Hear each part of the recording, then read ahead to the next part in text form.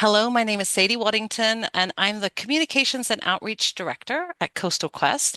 I'll be facilitating today's webinar along with my colleague, Alexandra Stella. We are both located in Oakland, California. Alex will be providing chat and tech support. If you need any help, feel free to send her a direct message through chat in the Zoom platform. I want to welcome you all this afternoon or morning, depending on your time zone. Our presentation is part of Today's presentation today is part of Coastal Quest Learning Network, which includes a series of webinars and resources that you can explore on Coastal Quest website. And I'm going to ask Alex to drop that link to our website so you can see the other webinars available on our site. So you can check out these recordings and have a look and see what other topics we have covered. So the Learning Network is a space where participants can hear from experts and practitioners on a wide range of topics and case studies to accelerate coastal 30 by 30 efforts, which include coastal protection and restoration, as well as increases in connectivity, improvements to water quality, and reducing climate risk and access to nature. If you haven't already, we'd love to hear where you're joining us from. Please go ahead and share that in the chat. And today we'll be hearing about how to build and secure support for your coastal project. Because great coastal projects don't just happen, they're built on trust, relationships, and smart communication. But before we get started, just a little bit of housekeeping. So the big question, yes, this webinar is being recorded and will be shared with all registrants. We'll also be posting it on our website at a later date. And then if you are looking for some closed caption support, it is available just in English, but also for translation. If you'd like to go ahead and click on that, it's in the toolbar at the bottom of the Zoom platform. Okay. We do have our chat open, but we encourage you, if you have questions for our speakers, you are more than welcome to use the Q&A feature at the bottom of your Zoom application. This will allow our speakers to answer questions when they're not presenting. They can type in answers to the questions through that Q&A platform and helps keep us organized as we go along. So today's webinar. We are going to be learning about proven communication strategies that have successfully united governments, agencies, tribes, communities, and funders. We're also going to hear about tools and resources for cutting through the noise and reaching to audiences that matter most to your project. We're going to be inspired. And we're also going to hear about best practices for engaging decision makers from local permitting agencies, state, federal, elected officials. So our agenda, what we'll do is we have 4 speakers today, experts in their field. We'll have 2 of them speak. We'll have a short pause for Q&A, and then we'll have our next 2 speakers speak again, and then we'll have a longer Q&A session. We'll also have a short poll at the end. We'd love to get your feedback. It helps us create information webinars that are really useful to you. So your feedback is really important. And if there's time, we'll touch base on our coastal funding database. If you haven't heard about it, we'd love to share that with you. Next steps and staying in touch. So just a little bit before we get started, Coastal Quest is our nonprofit organization, and our mission is to accelerate solutions, building resilient coastal communities for people, nature, and climate. We are very focused on 2 different areas, building multi-benefit solutions for healthy and resilient coasts, and increasing coastal resiliency for vulnerable communities and economies. Okay.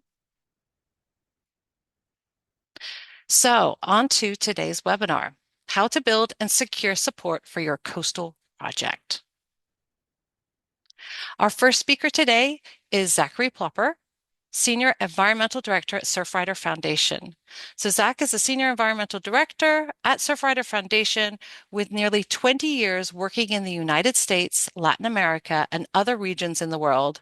Zach is a leading expert in ecosystem-based and community-driven coastal and marine conservation. Zach, I'm going to invite you to share your screen and take it away with your presentation. Thank you, Sadie. Thanks to the Coastal Quest team, and of course everyone for taking time to be here today. As Sadie mentioned, I'm Zach Plopper. I'm the Senior Environmental Director at the Surfrider Foundation. I'm based in Ventura in Southern California. I'm from San Diego, so a Southern California boy through and through. But really excited to share about Surfrider's work to restore our coasts and adapt to climate change. And I think the topic that we're discussing today is probably the hardest part of conservation. So I'm really glad that we're having this conversation. Surfrider's mission, we're dedicated to the protection and enjoyment of the world's ocean waves and beaches for all people through a powerful activist network. And those are 250 student clubs and chapters across the country from Hawaii to Alaska, Maine to Puerto Rico, Great Lakes, Texas, and so many places in between. I've been with Surfrider for about 5 years now, but as Sadie mentioned, I have almost 20 years in coastal marine conservation. I fell in love with the ocean and riding waves at a very early age, growing up by the shoreline in Solana Beach in North San Diego County. And it's been an honor to pursue a career in something that I'm so passionate about. Surfrider works around 5 initiative areas. So that's ensuring people can access our coastline. It's making sure our coasts are adapting to the impacts of climate change. It's making sure our water is safe to swim, surf, and play when we get to the beach, that we're protecting ocean habitats against threats like offshore oil drilling, and that we're reducing plastic pollution from entering our ocean and beaches. And the work I'm going to talk about today is really centered on our Coasts and Climate Initiative. And that's where we're working across the country to make sure that coastal communities are planning and adapting to the impacts of climate change. And really, this is the existential crisis on our coasts. By 2100, California is going to lose up to 75% of its beaches. We're seeing this every single day as someone that spends a lot of time on our coasts. It's really in your face. We're not going to beach nourish our way out of this problem. So we need to start grappling with this. You know, it's not just California, but across the country. The American culture is a coastal culture, and we really need to work and look ourselves in the mirror on what we're going to do to make sure that we have that resource. How is Surfrider addressing climate change on our coasts? Well, we do that through campaigns, so passing policies at a local, state, and federal level that protect our coastlines, through our climate action program, and this is really on the ground restoration with volunteers. And then what I call like the big R restoration, and that's empowering communities to work with nature on the multi-year, multi-decadal adaptation projects that we need. And so I'm going to go through a couple case studies today that focus on the three of these. I just want to mention that we have an incredible climate team. In addition to our chapters, Carla, who's up in Humboldt, Emma, who's in Florida, Alex, who's down in San Diego, just people that really live and breathe our coastlines and work on this every single day. Um, the political climate's challenging on climate issues right now, but rather than wait for more favorable administrations, like we're pushing forward, we're working on depoliticizing climate action, we're making it about public safety, we're making it about community safety, we're making it about businesses, and we've had some recent wins to demonstrate that, including at the federal level with protecting NOAA's budget for coastal zone management. This year. And in Florida, we actually had a big win earlier this year to clear pathways for more restoration and using nature-based solutions to protect our coasts. But our climate action programs really want to focus on as our kind of our first case study, and this is restoring our coastal ecosystems, whether that's dunes in the Northeast with installing Christmas trees to let sand accumulate around those, or planting mangroves in Puerto Rico. This is on the ground, volunteer-driven action. We really started this work only just a few years ago, but it's been incredibly impactful so far. And why do we do this? Well, it builds resilience for habitats, for infrastructure, communities, to grapple with sea level rise, increasingly intense storms. at the same time capturing carbon. A lot of these are blue carbon ecosystems. It actually enhances that habitat value. And then it protects communities and actually gives people a tangible, actionable way to play a role in addressing climate change. And so here's some of our impact over just the past 18 months now. So nearly 90 events, over 100,000 pounds of invasive species removed.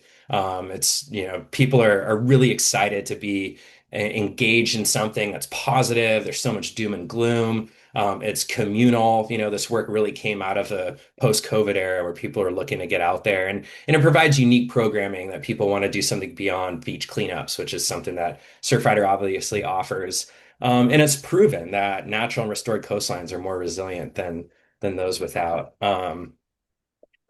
And so, partnerships, communities, that's really at the core of success for this work, whether that's on Long Island in New York or up on Ocean Beach, San Francisco, or, down on the Gulf Coast.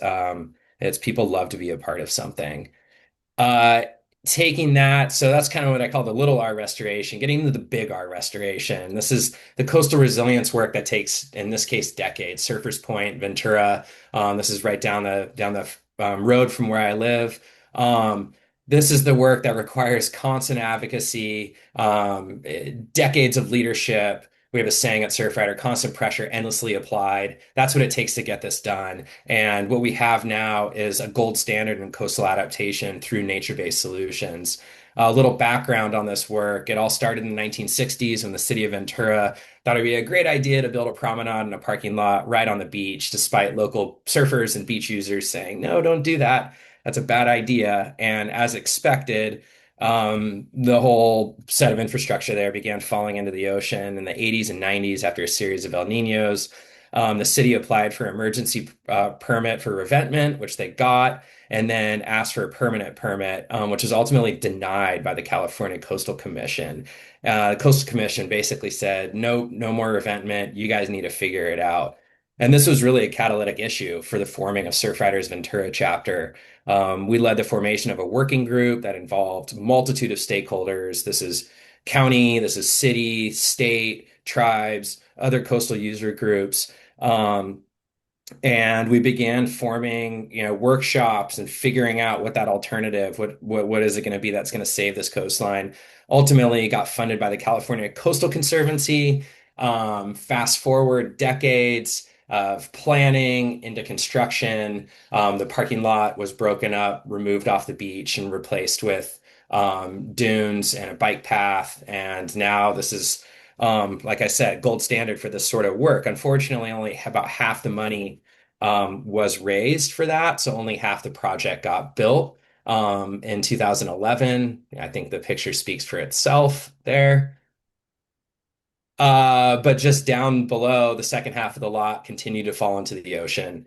And so thus began another process for a phase two, which was completed just earlier this year. So now we have about 2,000 feet of completely restored shoreline here in Ventura. When visitors see that, not knowing it's an engineered landscape, they're really blown away the fact that this isn't how it always was. The dunes look bare there. If you took a picture of that now, you'd see a lot more vegetation growing. So this was earlier this year before seeding. Um, Segueing over to another project, it was, the question is, how are we going to scale? That's one beach. And so we're looking at another area, San Onofre State Beach in North San Diego County, and really taking every single lesson learned from Surfers Point to apply there.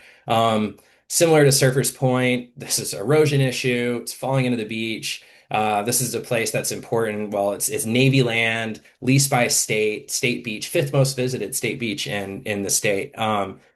Tribes, there's local surf communities, and we recognize that this is as such a prized resource that it is for people that we need to get going. This is a place that Surfrider's been working to protect since the early 2000s. You might remember a giant toll road that was proposed for San Onofre State Beach and Trestles that we were able to defeat through a lot of advocacy. Um, so we got to work. We tried to raise money for doing a big scale restoration project like at Surfers Point, and we are trying to submitting LOIs and not getting those approved. But we decided what can we start doing? Well, we can start doing is doing restoration. We can start listening to the communities. We can start getting to people together and galvanize around this issue. And that was all really incredibly important. This is the adaptive surf community that uses this area a lot, that were very vocal in that process. We started to find common ground of what a vision could look like for San Onofre State Beach. And fast forward after several small grants in like the tens to $20,000 range, and then we actually got a grant from the Builders Initiative to hire a leader for this work, which was really what you need to be effective. And we were able to leverage that to get a $1 million grant from the State Coastal Conservancy to do a design for some alternatives for the current use here at San Onofre State Beach. Scaling national, this work happens at the local level. But ultimately, if we want to tip the scales, so this is happening everywhere, that we got to go national. Right now, we have major attacks on the Coastal Zone Management Act. The Bureau of Oceanic and Energy Management is proposing a 5-year drilling plan that's going to come out every day there now, that just jeopardizes basically everything that we've worked for. But we're moving along and we're on the defense there. So just a couple lessons learned through this work: have to build coalitions. You have to plug into the community. That needs to start early on. You need to constantly be asking who's not here. You got to make space for people to disagree. If everyone's in agreement, you probably don't have the right people within your coalition. Got to pace yourself. Surfers Point took almost 40 years to get done. We don't have that amount of time left, I don't think, in many of our sites. So we got to move quicker. You got to celebrate those milestones, right? Celebrate success along the way. That picture on the right, that's a boring machine that's doing sediment samples at Sano right now. And to me, that's a mark of success. We got the big machinery down there. It's real now. It's actually happening. You need a local champion. This is Paul Jenkin. He led the effort with our Ventura chapter for those 40 years to get Surfers Point done across the finish line. Got to recognize that nothing's perfect. There's going to be concessions made, but we can't let perfect get in the way of progress. And we have to remember that we're not going to go back to the past, but this is not an option for our beaches. And I think everybody would agree here. So thanks for the time there. Hopefully there'll be some questions. I know I went through that kind of quick, but yeah, really excited to hear the rest of the speakers. Thank you so much, Zach. That was fantastic and perfect. Don't let perfect get in the way of progress. That's my going to be my new sort of hashtag. That's fantastic. That really makes a big impact. And there's been some really great success in that area. Okay, let me share screen again.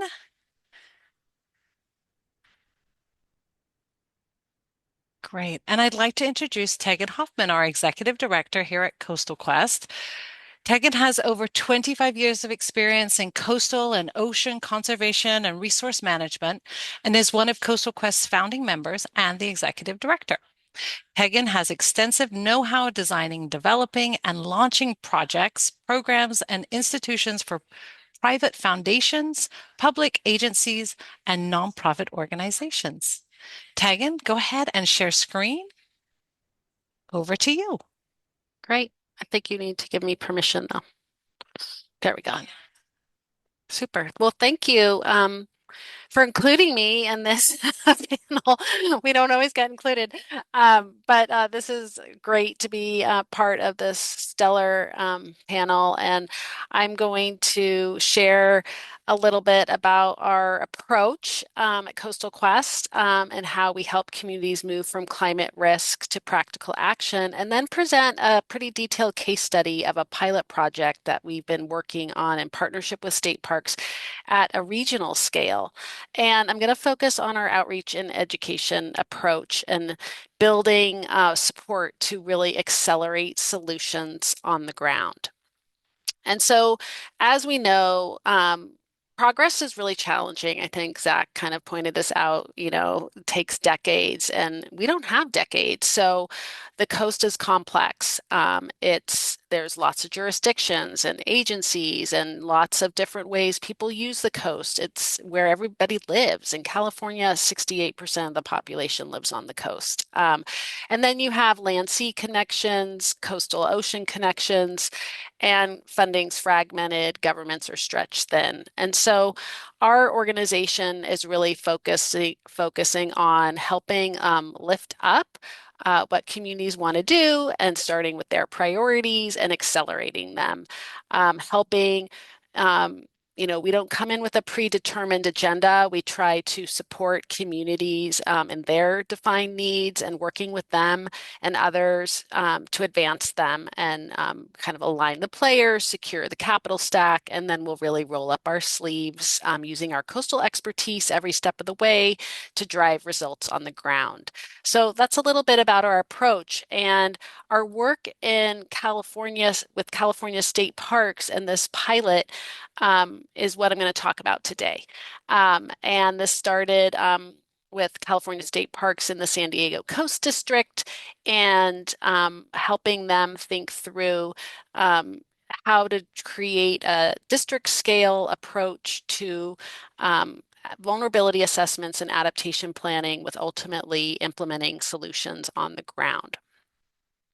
We started our work with state parks back in 2020, as they are one of the largest coastal landowners in California. They manage 25% of the coast, and it's really quite threatened. And as Zach mentioned as well, especially in Southern California, we're going to see erosion of beaches, 60%, 7% might disappear if we don't do anything. And so we're really feeling that already in places like San Diego. And so we help them come up with an approach that would accelerate adaptation planning in addressing sea level rise. And this pilot had 5 main goals in the San Diego Coast District for us to achieve. The first goal being focused on doing vulnerability assessment and identifying adaptation pathways for different scenarios of sea level rise in all 11 state park units and at a regional scale in the district. So not, in the past, I think there's been a lot of kind of project level work around sea level rise and adaptation starting in the last decade, but not kind of forward looking, being proactive. And so developing a regional kind of prioritization report. And then we actually did a feasibility study for one priority adaptation project. And a big focus was engaging with underserved communities at key stages of the project and improving coastal access, and developing a toolkit to share on lessons learned and approaches for this work. And so we went about this, and you can see here in this slide, the green being all the different coastal parks that we worked with in this pilot project. And it was quite ambitious endeavor that we started in August 2021. So we received funding. We also received funding from a philanthropic donor to kind of catalyze some of this work that was then leveraged public funding. So we got public funding from the Ocean Protection Council as well as the State Coastal Conservancy. And this work started in August 21, where we actually had to map all the assets in the parks, both recreational assets, natural resource assets, cultural resource access, facilities, all these different, types of assets that state parks has. And then we developed strategies for adaptation. We finalized vulnerability assessments. We did this district-wide vulnerability report and toolkit, and then thinking about how to secure the next phase of funding. And here we are now, where we're going to be launching our phase 2 of the work. And outreach and education and engagement was happening throughout the process. And I'm going to dig into that a little bit more specifically, but that's kind of a high level overview of our pilot. Now, what did we do for outreach and engagement? Well, this was a really key part of the program and in terms of, the goals of state parks and what we wanted to accomplish. And so we really wanted to make sure that this project was supported and shaped by the local communities as well as California tribes. And we started by developing kind of a comprehensive approach to this outreach and engagement by conducting first a visitation study to see like who's going to the parks, how are they being used, where do they visit, and what kind of assets are they using. And we partnered with the University of Utah and looked at streetlight data and cell phone mobile data to help us understand park use and inform what community groups are where they're coming from. And it's a little bit creepy, but you can see by census tract where people come from. And that really helped inform our outreach and engagement strategy, as well as understanding what assets people value. From there, we then developed an outreach and engagement plan to and that plan really guided how we would collect input from communities, governments, community-based organizations, nonprofits, and California tribes. And that was led by us lifting up an advisory committee where we really leveraged community leaders in California tribes and other representatives of government and academia to guide our outreach efforts and provide input on the approaches, as well as help us with actual outreach to kind of connect with certain target audiences. We then implemented this plan, and we then developed kind of summaries for use and adaptation pathway development, and did kind of another round, which wasn't necessarily planned at the beginning, but we added this in where we did we realized we needed to engage more specifically local jurisdictions and adjacent landowners and partners, um, and have them read through these reports and provide kind of critical review of the draft vulnerability and adaptation pathway reports. So that's kind of a high level overview of our outreach and engagement approach. And I'm going to go through and share with you some of the tools that we used as we implemented it. And I'm just going to point this out. This is a ramp that's eroding in South Carlsbad State Park. And this was actually one of the projects we selected for our feasibility study. And we ended up doing a specific set of outreach and engagement activities to get input from the community around how they use this ramp and how they'd like to see it in the future.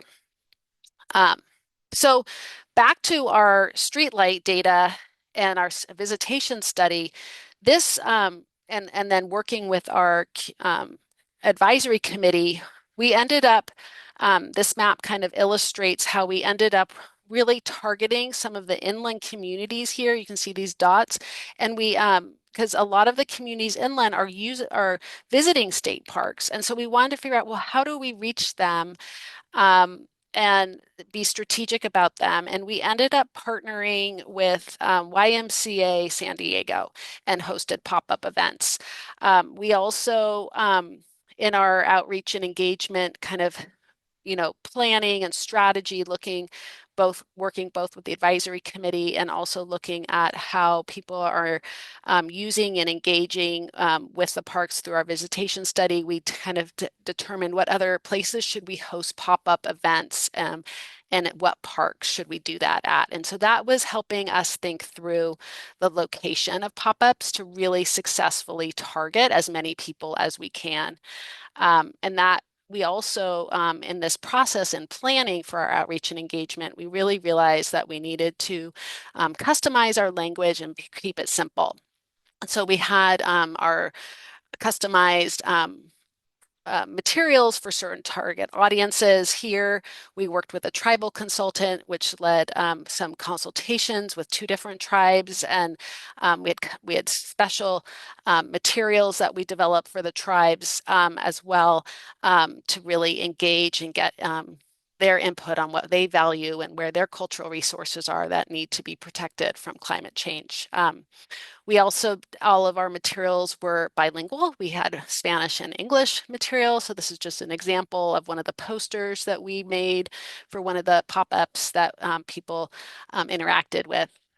So getting an idea of just the planning piece of how we went about this. Then just to give you a timeline, we had kind of 2 main points at the beginning when we planned this, and as I mentioned, we did some adaptive management in September, and then later in the fall, we did some work, related to what places and uses are important to you at coastal state parks. So that was kind of like round one.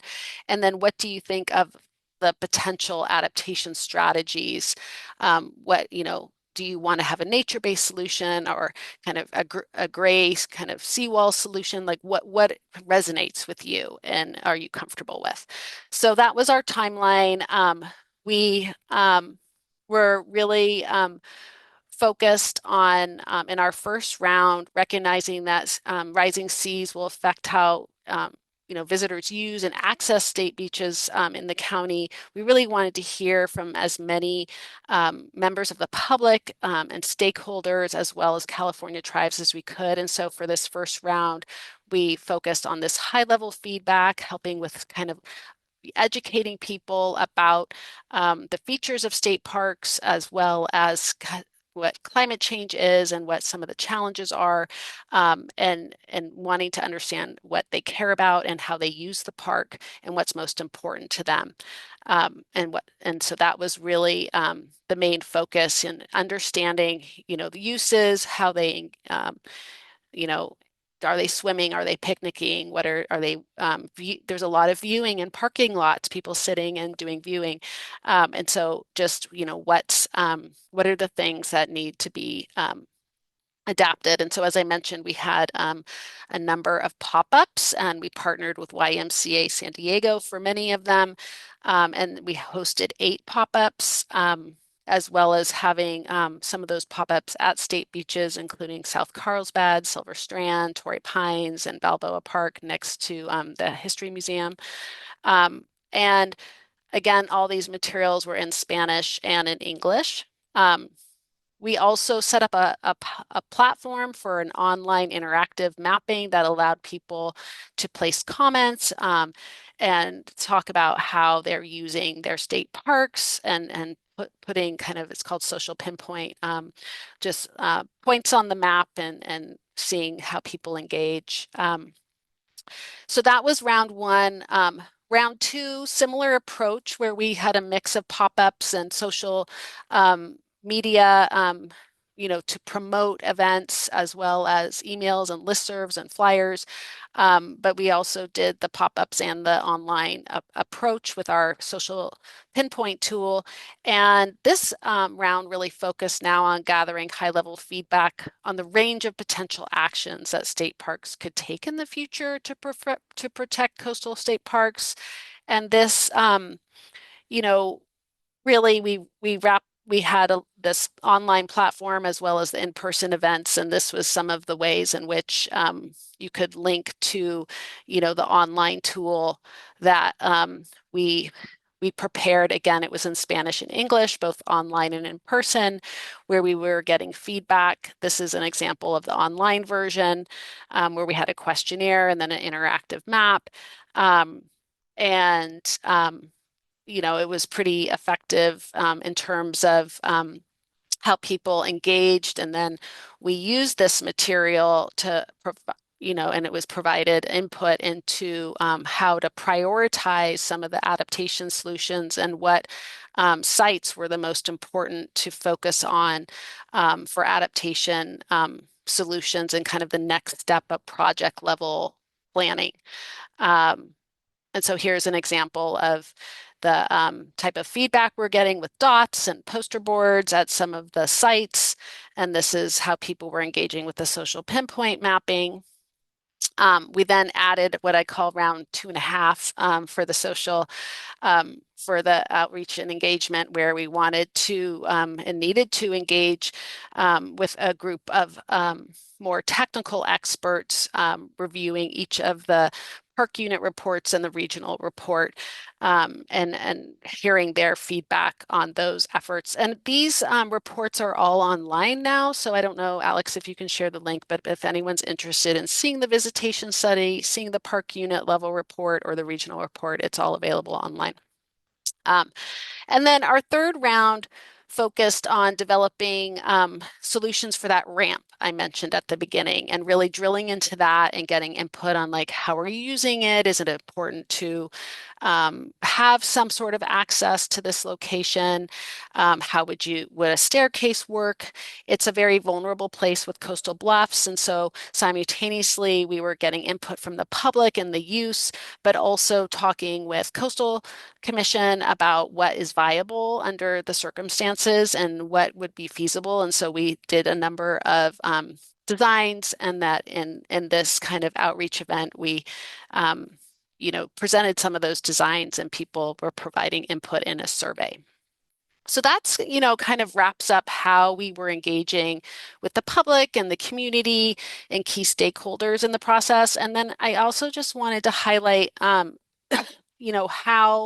we were engaging with donors and other kind of political decision makers and leaders. And throughout like 2023 and 2024, we did do a number of tours with state parks to show people some of the sites that were most vulnerable and talk with them about what the solutions were. And we included permitting agencies as well as this is Congressman Levin, hoping one day there might be a congressional earmark. That it's a little bit complicated right now, and other folks who might be interested in this, in accelerating these solutions and really teeing up the next phase of project funding, which it takes time and resources to do all this. And just to kind of wrap up here, we did complete the pilot that I highlighted at the beginning, doing all the risk assessment of the 11 parks, over 1,000 plus assets. We engaged over 1,600 stakeholders, and we kind of finalized all these reports, which we put in the link. And now we have moved forward into phase 2. We just secured some funding from Coastal Conservancy to prioritize 4 adaptation planning site level projects, and we'll be continuing our outreach and engagement efforts as that kicks off in the fall. And then, I would just say, like, reflecting on this work, we offered stipends to all our advisory members who participated. We had gift cards and prices at all the pop-up events. We used simple language and really tried to engage people and kind of level the playing field and knowledge, and then building off of that and going where the people are. Making opportunities for input accessible in different formats, venues, hours, and languages is critical, and really kind of tailoring our engagement plans and to the context and key audience. And as you can see, we did some adaptive management along the way. So it was really quite a amazing effort and successful approach, and we had a lot of lessons learned, and we're looking forward to kind of building off this as we move forward our next phase of prioritized projects in the San Diego Coast District in partnership with state parks, securing the funding for all that work and building off this effective engagement strategies and continuing to improve it. And we just invite you to stay in touch. Thank you so much, thank you. Thank you so much, Tegan. Lots of really great information there. I'm going to go ahead and just give us a moment to, the Q&A is open. And I see a couple of questions coming into the chat. That's fine too. But if you want to just flag those for our speakers, the Q&A is open, and you're welcome to add a question in there for our speakers. I did see a couple conversations going on in the chat, which is great. Thank you, Zach, for pinging back and answering questions. That was super. If anybody has any questions, we'll just pause for just a quick minute. I think I'm going to go ahead. Oh, we have a question. Yes. Daniel, is it Daniel or Danielle? Apologies. And if you'd like to come off mute. Hi. Hi, Go it's ahead. Daniel. Yes, thank you. Yeah, I put this in the chat, but I figured I'd just ask it. great. A question for Tegan. It seems like you had a really thorough approach to outreach, and that went pretty well. I was curious, you mentioned maybe some lessons learned, so I was curious if you could go into if there were any challenges that you faced or anything that you'd like to do differently in the future for public outreach. I mean, I think we had a I'm just trying to think about the challenges. I mean, I think some of the challenges are, some of the communities and um, the California tribes. We're on a timeline, and I think that it's always good to have more time to really engage with some of the stakeholders that we were trying to get input from. And I think that's a constant challenge. So I think, being able to work with partners who may be controlling these timelines, trying to encourage them just to be a little bit longer so that you can really get the critical input you need is always important. I think that at the time, too, people were still challenged with COVID. And so that was a challenge. And hopefully we're, through that and not going to face that sort of challenge with different challenges now, which is, maybe this isn't the biggest priority for communities right now to engage in. So I think that these are things that we, you know, are constantly thinking about and how to improve and incentivize kind of participation and make it meaningful. We, I think we are thinking about how to do this in a very lean and cost-effective way because our budget this for the future is going to be not as big as it was in the past. So I think that's going to be a challenge in the future. But overall, I think we're really going to be able to build off of some of the incredible strategic work that our advisory committee helped us with, because I think many of those principles are going to still apply. So that's really exciting. Thank you, Tegan. And Zach, if you wanted to add to any of that, just want to make sure that we're giving everybody space to contribute.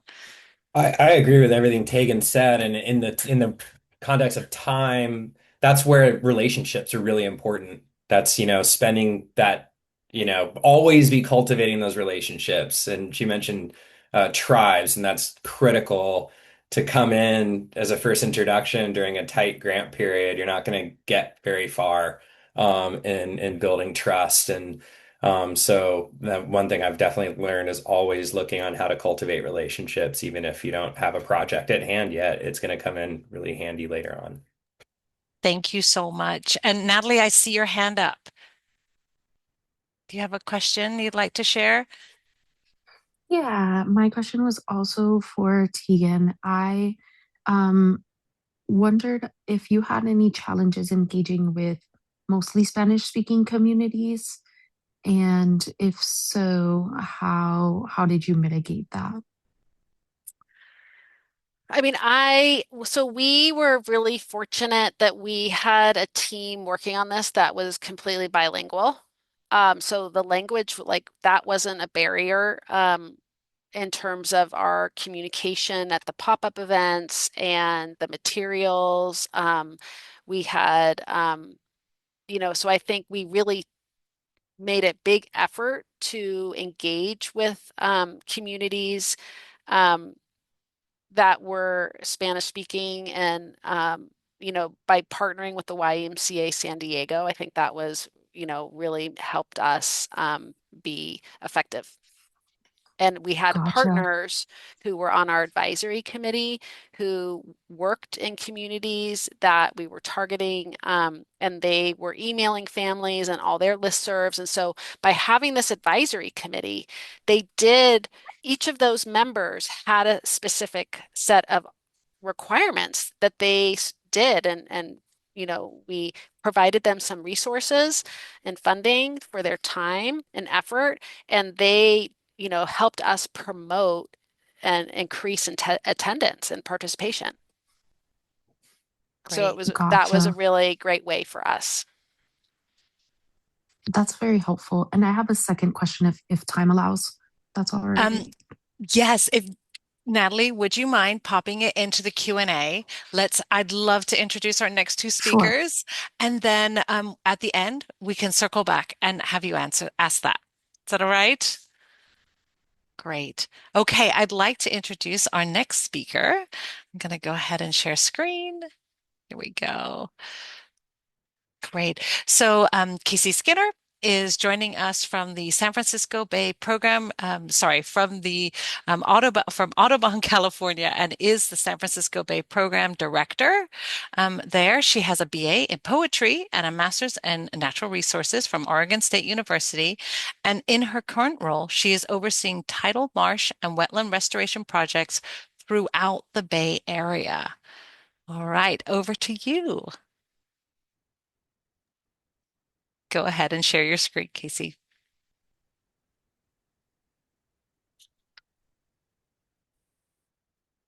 All right.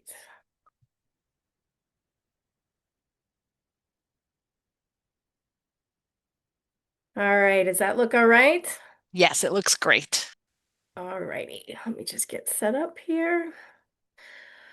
All right, well, thank you. For the next few minutes, I'm going to be sharing my experience managing coastal restoration and engagement projects in the San Francisco Bay region. For the last 12 years or so working for Audubon, I've worked with an immense variety of partners, interested parties and stakeholders, and community members, all of which taught me valuable lessons in an amount of takeaways.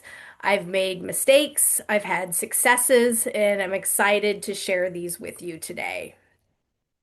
Managing coastal projects and restoring wetlands are extremely complicated processes, and they require a plethora of minds, and that leads to a subsequent plethora of opinions.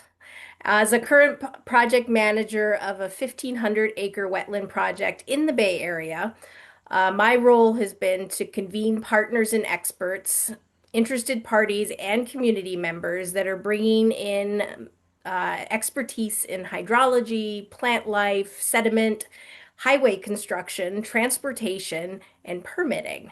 The Audubon team has been bringing in our understanding of avian science, and all together we're weaving together our expertise to bring together and rebuild a wetland. As you can imagine, this hasn't always been easy because we're doing this alongside the rebuilding of a highway. Wetlands and roadways haven't been speaking the same language, and neither have the highway engineers and the conservationists. For example, as a restoration practitioner, I know when I'm envisioning a wetland restoration, it's hard not to picture the end goal. It's also hard to not imagine who and what I'm ultimately creating the space for. And as you've heard in the presentations earlier, coastal projects and working in the coastal space, it's really a multifaceted environment, and it involves working with a lot of different partners.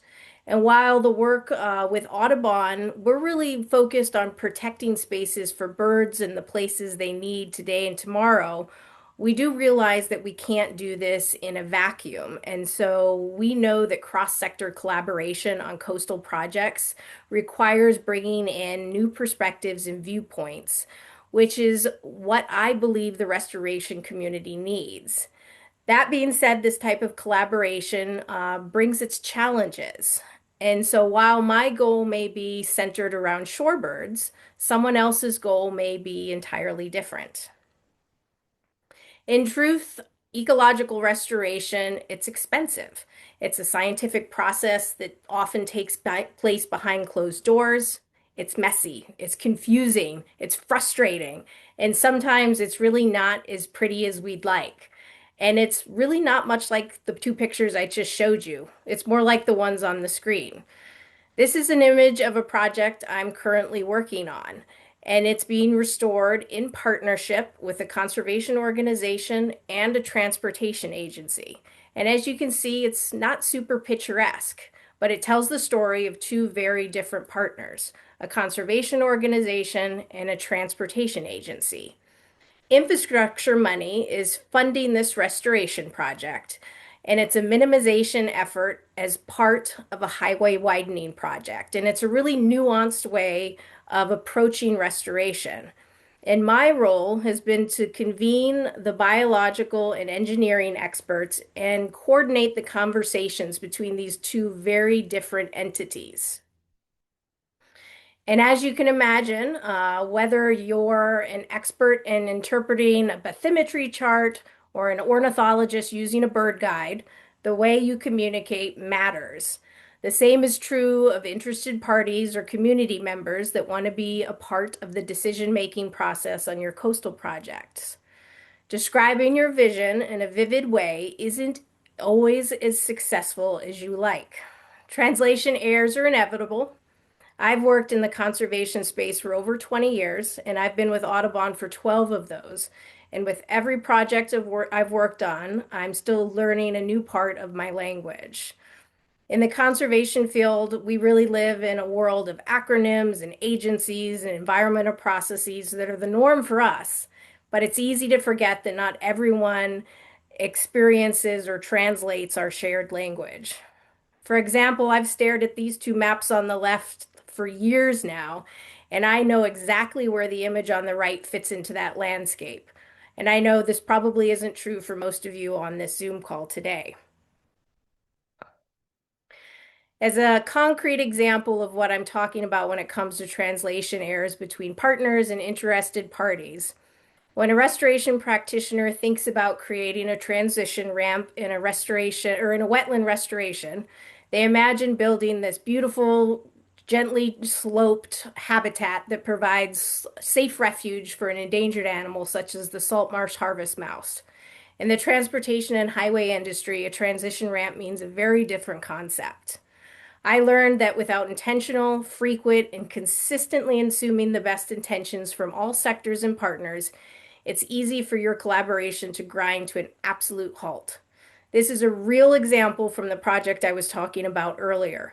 We spent more than a few meetings, and I'm a little embarrassed to say more than a few months from this project talking about a transition ramp from two very different perspectives before we realized that we were talking about two very different things, and months were wasted on our restoration project. I also spend a lot of time thinking about incorporating the viewpoints of interested parties in my coastal restoration projects. Of course, the goal of any of our projects is to keep our ducks in a row, and the easiest way to do that is to surround yourself with like-minded individuals. I think Zach was talking about this earlier. This ensures that your deliverables and projects are met on time. Some of your projects, they can certainly run this way, but others cannot.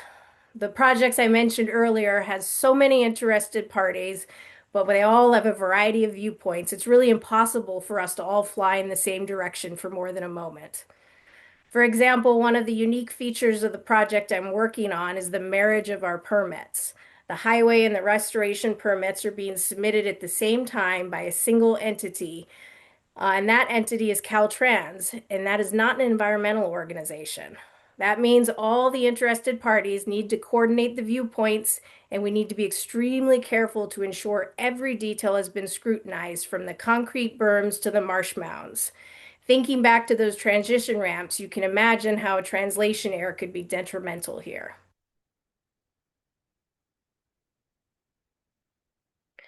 Stepping back from the highway and wetland project for a moment, a real defining moment in my Audubon career was actually not one of triumph, it was one of failure. A few years back, I was tasked with overseeing a community-led wetland restoration project in Marin County. And the goal of the project was to help a small unincorporated town turn a degraded retention pond into a fully tidal wetland and green space that also provided shorebird habitat.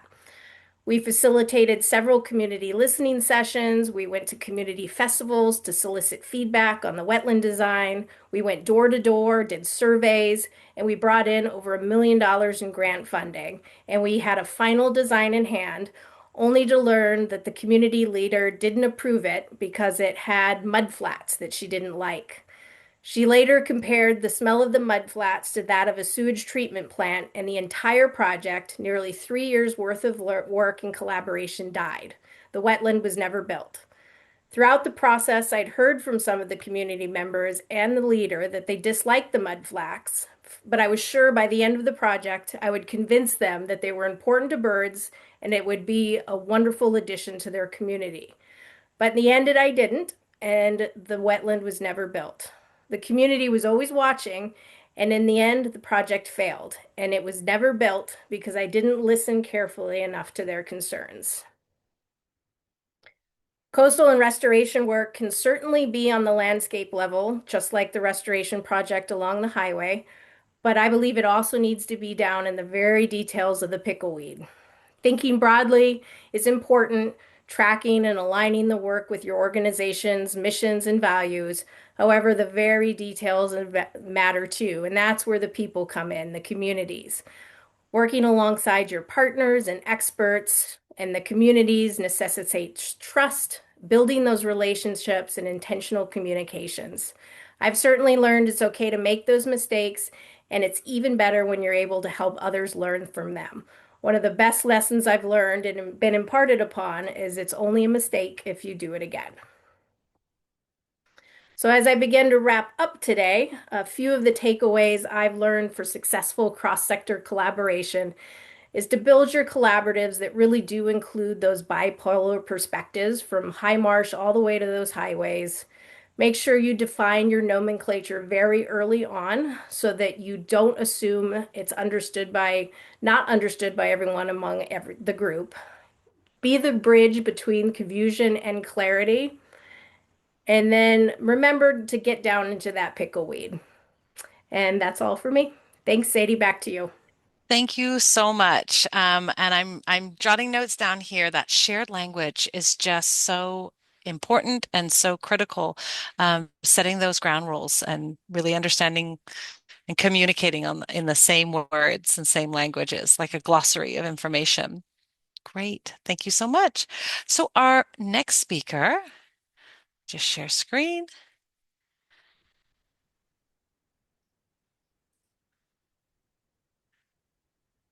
Here we go. Our next and final speaker is Dr. Tiffany Wise West. Tiffany is the Sustainability and Resilience Officer at the City of Santa Cruz, California. She is a licensed professional civil engineer with over 30 years of experience in municipal environmental planning, programming, policy, and infrastructure work. She specializes in collaborating across public, private, and academic sectors to deliver impactful and award-winning emissions mitigations and climate adaptation initiatives. Tiffany, over to you if you'd like to share screen. Thank you very much, Sadie, and thank you for asking me to present here today.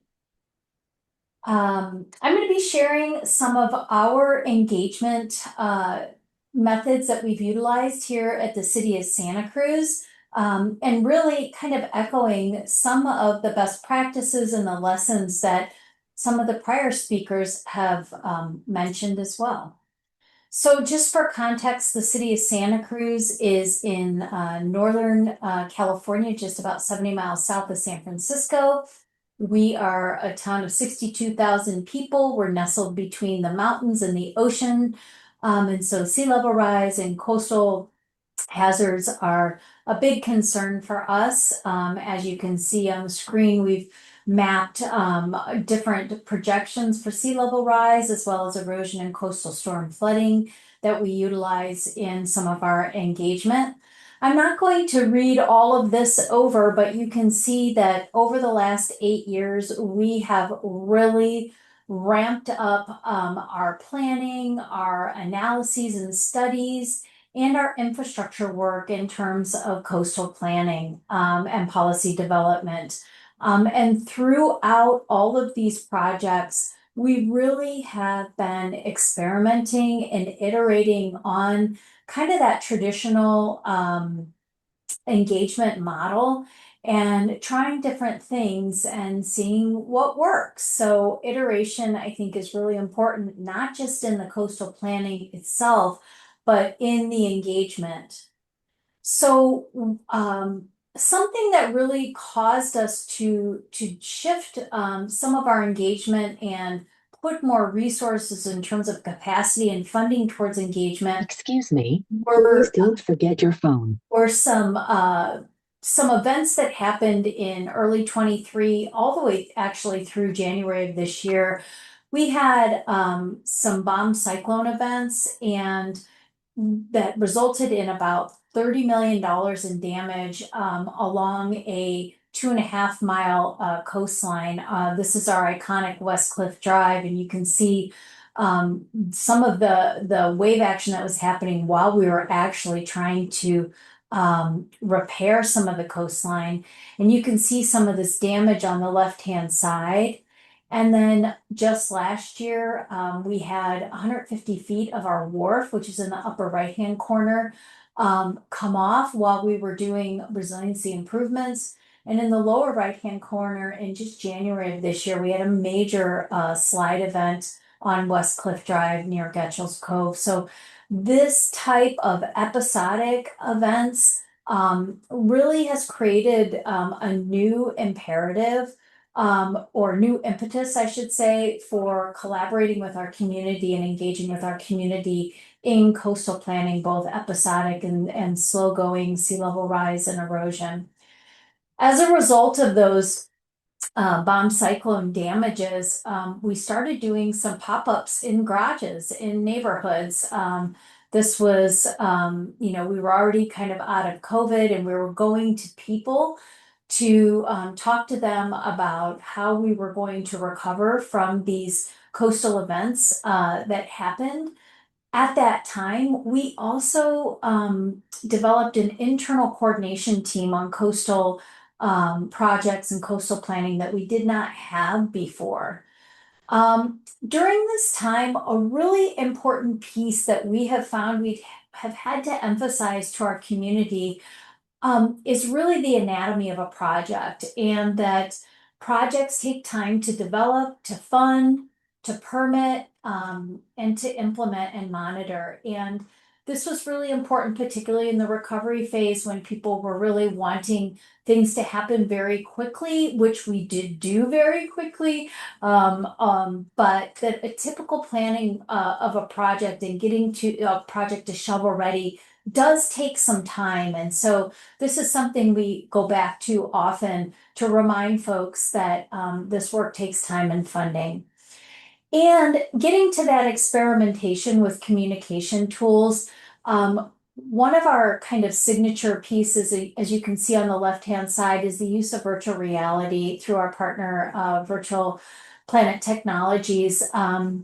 We developed a Sea Level Rise Explorer virtual reality app, as well as a nature-based solutions virtual reality app that just came out earlier this year. This has been really great for us to provide this immersive experience for folks to really kind of see what's coming, what some of the solutions are, and we can even embed surveys to ask folks their preferences, or we always try to evaluate the efficacy of our engagement. How much did their sea level rise awareness increase in this case? We also have really been experimenting with gamification. We developed with Rincon Consulting Cards Against Catastrophe, which is something we play at pub nights, and we have a quarterly climate game night. Again, all of these things really are just reaching different audiences and giving them different entrance points into this work. On the right-hand side, that was Coastal Santa Cruz Loteria, or Mexican Bingo, that one of our partners, the Coastal Watershed Council, plays with their junior rangers during breaks. And the kids really love this. It's very tailored towards Santa Cruz. Everybody gets a prize. But again, reaching the youth here. And in the lower right-hand corner, we really also have been partnering to come to environmentally related art projects, in this case, a storm drain mural, where we table and talk to folks. This storm drain mural happens to be in one of our frontline communities. And so we brought along our Spanish speaking staff because a lot of folks down here speak Spanish, and we're able to talk to them about their concerns as well as upcoming coastal projects. This is just a community climate game day flyer that we put out. This is an experiment that we're doing this year, having this quarterly climate game days. And we've also experimented with performance. You can see on the left-hand side, performance. We partnered with Hartnell Community College on a dance performance at Earth Day. And on the right-hand side, really, we're just edging into the whole community science opportunities. We have a CoSnap pilot. This is where folks can put their cell phone in that little cradle that's at the top of the photo on the right-hand side, take photos, tag them, and be part of our data collection for monitoring coastal change on our coastline. Also, I think a really important piece to this is connecting the work with things that matter to our community. You know, we were down in our Beach Flats frontline community talking about our coastal work, but they told us, hey, we really want to know in the case of a flood, we don't know where to go, and we don't know how to, plan with our families for emergencies. And so we kind of took a little sidebar and developed what you see on the left-hand side, this emergency family planning worksheet and go kit with the community members, had it translated, and they went out and distributed to the rest of their neighborhood these emergency planning worksheets. One of our partners then parlayed that into the comic book that you see in the upper right-hand corner that's in Spanish and English. So another way to reach our community, our youth, on things that matter. And in the lower right-hand corner, those are some of our tribal partners out at our river mouth on Main Beach, looking at what for them is a very sacred place where we were evaluating a living shoreline that they had been advising on.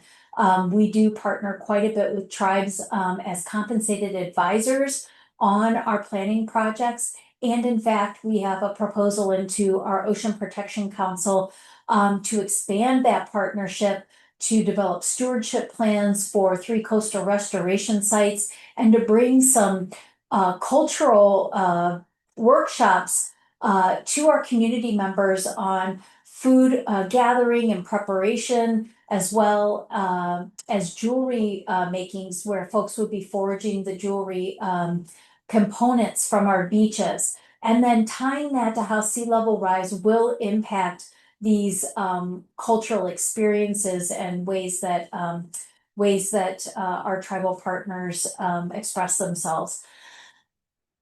We also have begun podcasting. This is the Seymour Science podcast where I was able to share about our 30-year shoreline adaptation planning project that's underway right now.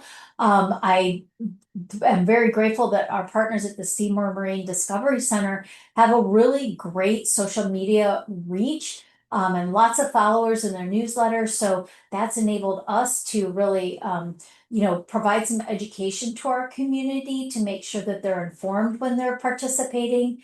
And kind of another non-traditional piece is we partner a lot with museums. The Seymour Discovery Center has a new exhibit opening that's featuring some of our work and one of our partnerships with one of our tribal entities. We partner with the Museum of Natural History. So these non-traditional ways of reaching folks, again, multiple entrance points. We've also been doing neighborhood sustainability and resiliency workshops, which allow us to bring in some of our coastal work, or at least let people know that it's happening and where they can go for more information. So I want to summarize some things that have already been said, but for us, the relationship and trust building has been key, particularly down in our Beach Flats neighborhood, particularly with our BIPOC community members and our tribal folks. In fact, we view relationship and trust building as just going and showing up and not even talking about sea level rise or coastal climate change, but just showing up to their events to show support. all of this work really that we had done became a model for the city, and we developed an equitable engagement policy. That policy really is what we utilize for all of our projects when we develop an engagement strategy, and even for individual events like our upcoming community workshops on that 30-year plan. We develop an engagement plan specifically, an outreach plan specifically for that one engagement to make sure that we're doing so equitably, and that we're using all the avenues we have to promote and get people involved. And on that note, one of the things that we've been doing that I'm really proud of is utilizing our partners at Venture Santa Cruz. They have a women's cooperative called Promotoras, and we have hired them to conduct outreach with some of our Spanish-speaking community members. We train them on the content. We leave it up to them on determining what the best ways are to reach these groups, and then they bring back to us a summary report that we can utilize. So that's been a really great partnership. We also have advisors for all of this work. I know that's been said before, and we offer compensation for our advisors, especially encouraging hard to reach groups to take advantage of that compensation for their time. In terms of capacity, we really have been leveraging our academic partnerships and nonprofit organizations. I mentioned Coastal Watershed Council. That Mexican bingo game was developed through the UCSC Coastal Science and Policy Graduate Program. They really are bring us added capacity to do kind of this non-traditional engagement. I've mentioned getting into non-traditional spaces. We also provide, as I know has been mentioned before, multimodal asynchronous ways to engage so that there's not just one workshop you have to show up to, but maybe other ways, whether it's an in-person survey or an online type of a platform, really making sure that we're offering all the ways we can for folks to provide their feedback. We also do a consistent evaluation of our methods that we use. We always ask folks at the end of an engagement or an outreach event to evaluate, did we reach our objectives that we articulated at the beginning of the engagement? You know, what kind of value did you see? Is there something we can do to improve? And then we reflect and debrief on that and iterate on those methods. We also integrate into all of our projects an explicit report back on how feedback is integrated, even if sometimes it's not, and there's a specific reason why it's not.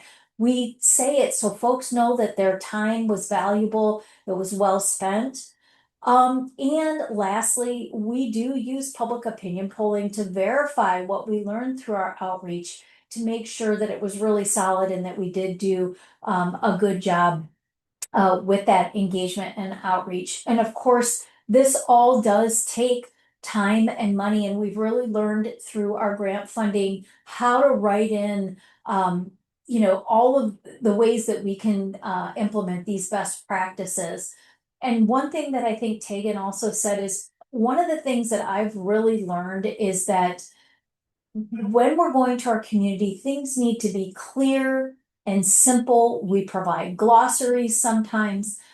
We don't put out 400-page technical reports. We create 1 to 2 page summary reports or fact sheets on all of our projects in very easy to access language, bilingual, Spanish and English. That's another a big thing that we've heard from our community is we were producing a large volume of technical documents that weren't landing with our community.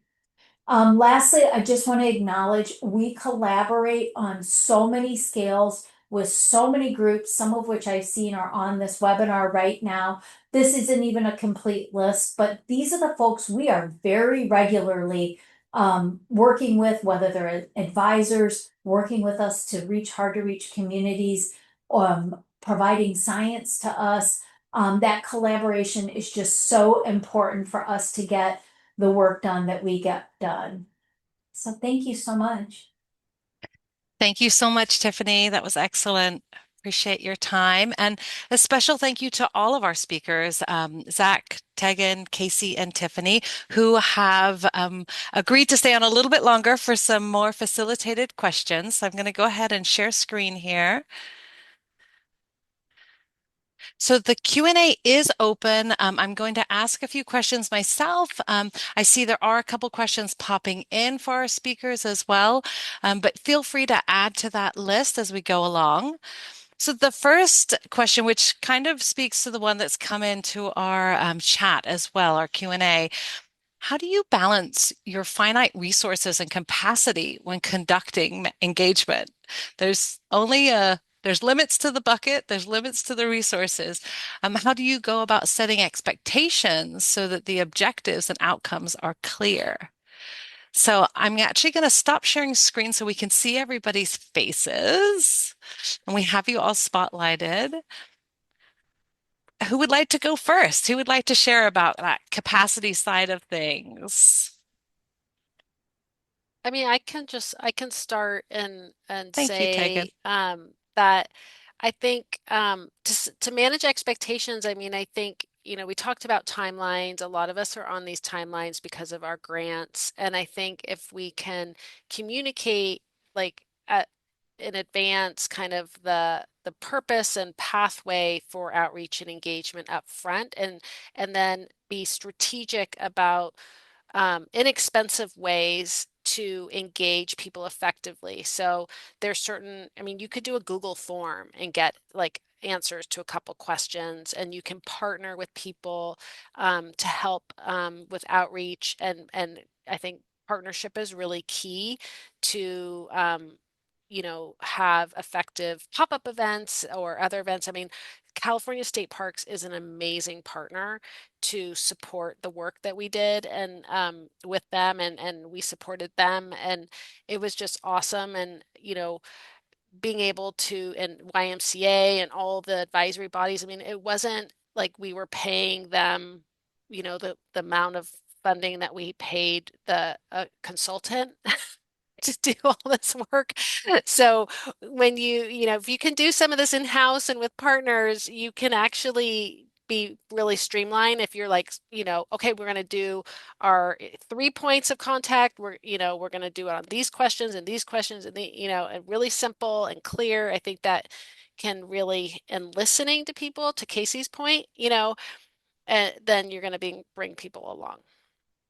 Yeah, and building off of that, and this may seem obvious, but make sure you have your own organizational buy-in. I know that's something we've been working on in Audubon, is just making sure our management and their management really understands the true cost of authentic community engagement, getting your organization on board with that, just so that as you're writing your grants and doing that work, that it's a whole organization-wide buy-in so that when you are doing that work, that your whole organization is behind you as you're doing it. Yeah, I would definitely agree with that. Our equitable engagement policy that was modeled on our work has really set a standard for expectations on how engagement happens here at the city. And as I mentioned, really even the project specific engagement plan, even the outreach plan for a specific engagement has been really important in articulating what the objectives are, what outcomes we're trying to reach at the end, and then reflecting back on that. And you know, as has been mentioned, like our academic partnerships, I just had our graduate students developed videos for us that we're utilizing to prepare our community members for our big workshop coming up later in the summer. They developed the Loteria game. It has been a really wonderful partnership. And lastly, I'll say we go to community events that have nothing to do with Coastal. We have a Friday night party in Midtown. We pop up with our canopy. We talk to people. We have them scan our QR and go to our webpage later on so that they can see what's going on. And we have really one centralized way that we make sure folks know what's going on. And we always ask folks to sign up for our city manager's newsletter, because that's where everything comes out. So we're always signing people up for that, or they on social media, so that they get updates on when there's opportunities.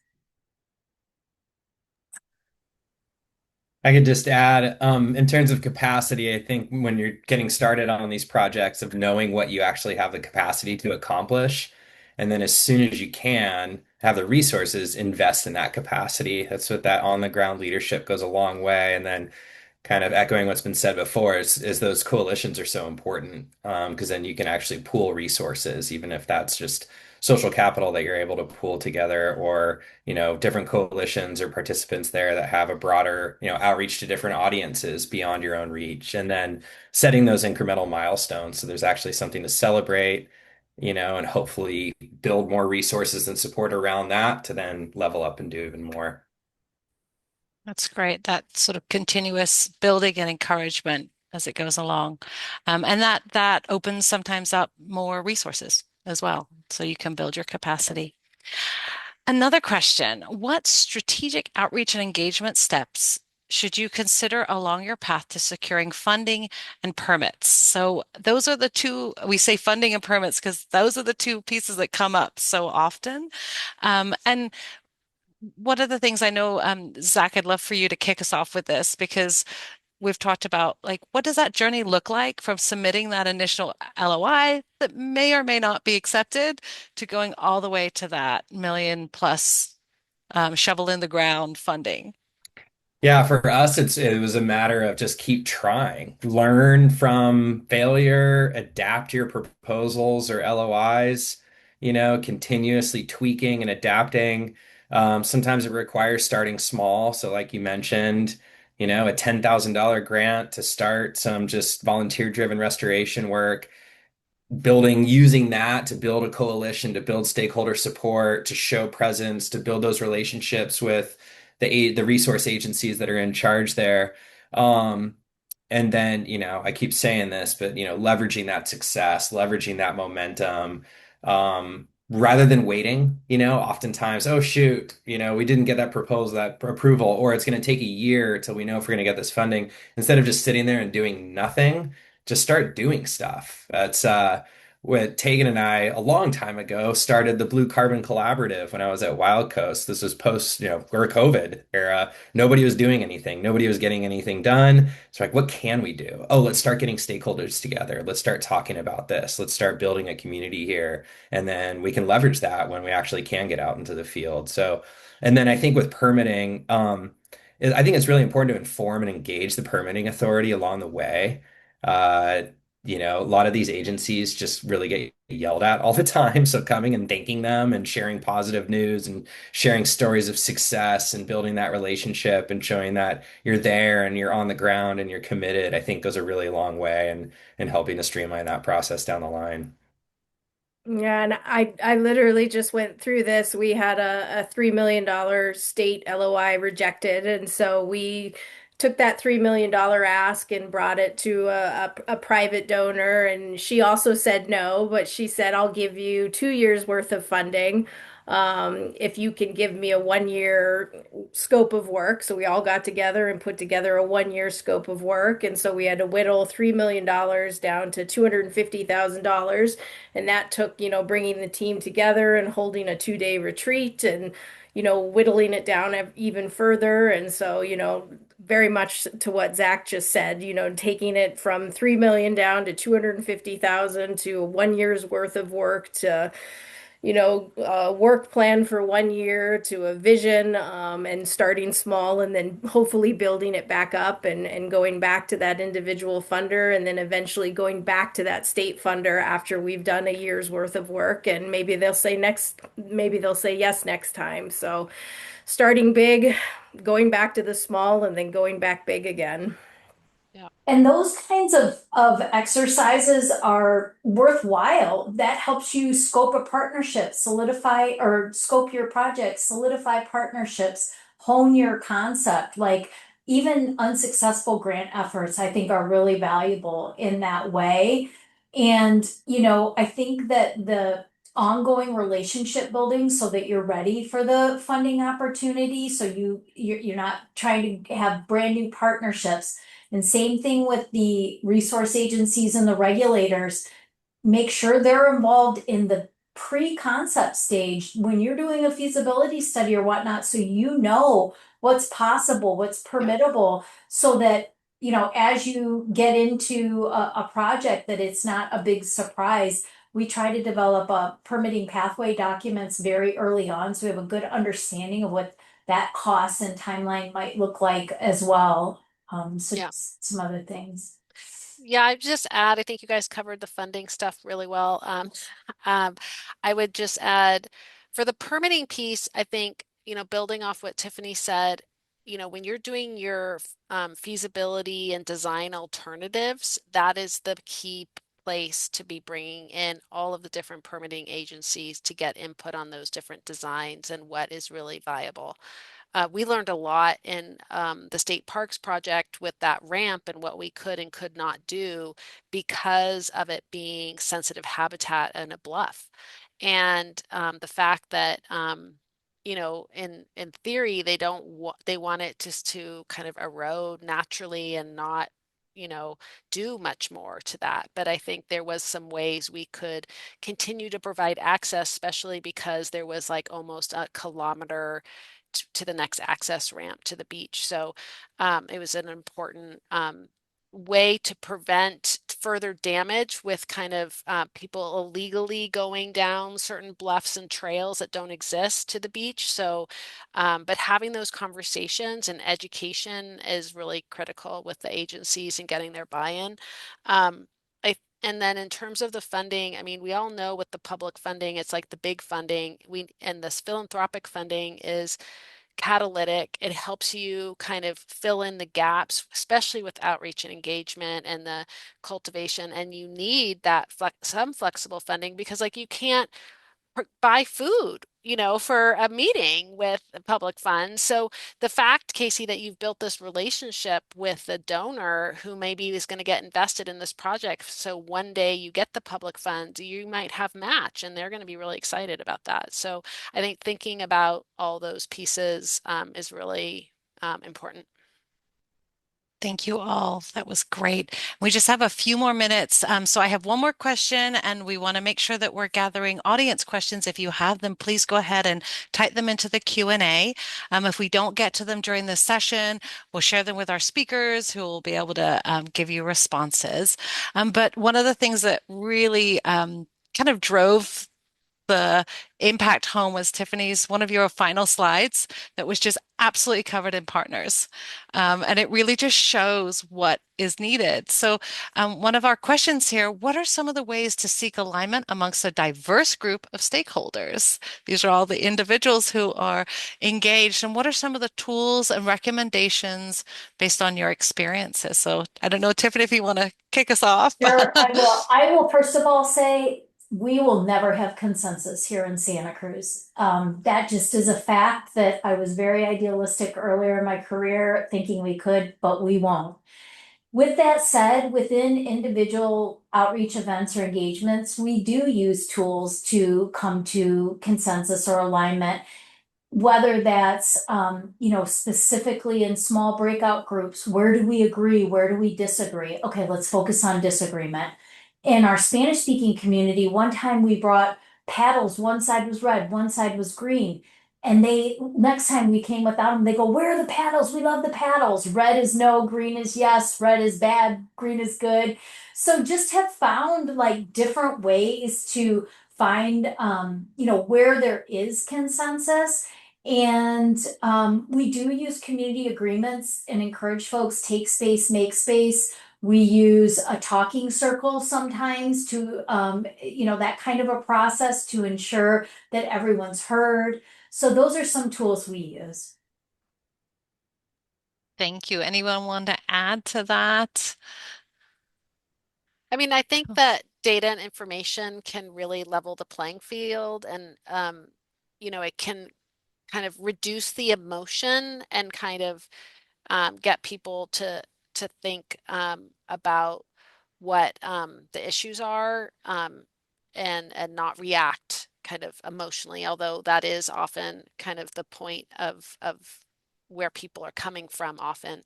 But I think that is really important for us to be figuring out ways to bring everyone along with the same information that levels the playing field, and then you can't argue with that, at least, right? You can't debate that information. Whether your values are different, that's something else to be thinking about.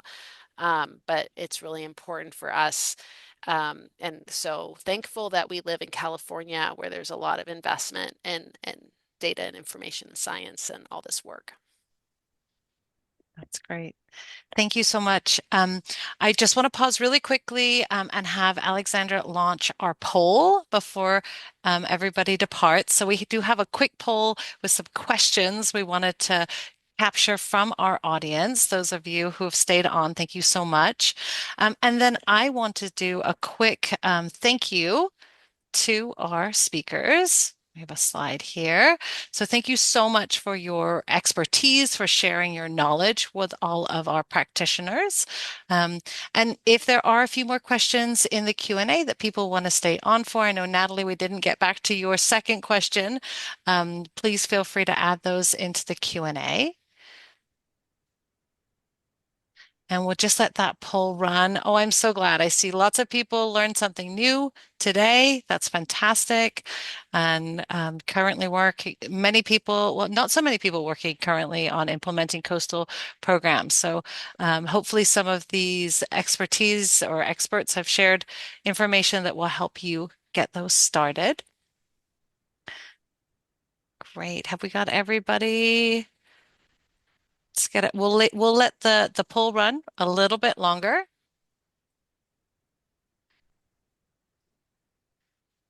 And we are at time, so we understand if people need to depart, but we'll give you a quick overview of our coastal funding database, which is a resource that's available to everybody for funding opportunities. It is located on our website, and Alex is going to drop the link to that, the link on our website. You can also use the QR code. And this is a resource that is curated about many times, every couple weeks, there is an email blast that goes out, but each week there are new opportunities added to it. And it's very easy to go through and organize your filters and whatnot to find out about funding in your area. So next steps for this webinar as we come to a close, the session is being recorded and will be posted online and shared via email with all our registrants. You can sign up for our biweekly emails using the link in our chat. This will give you information on current funding opportunities.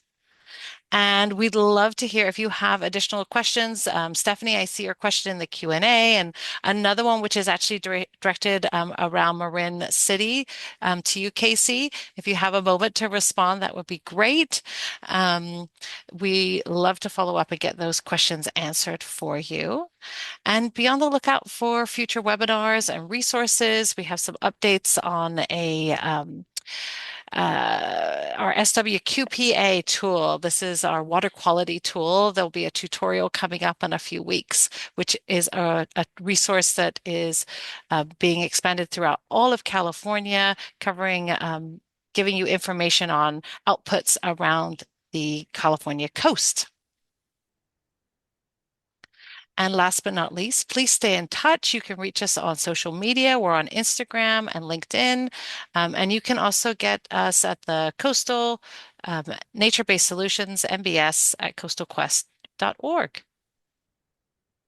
Great. Okay, we can go ahead and close the poll. Thank you so much. And that concludes our webinar for today.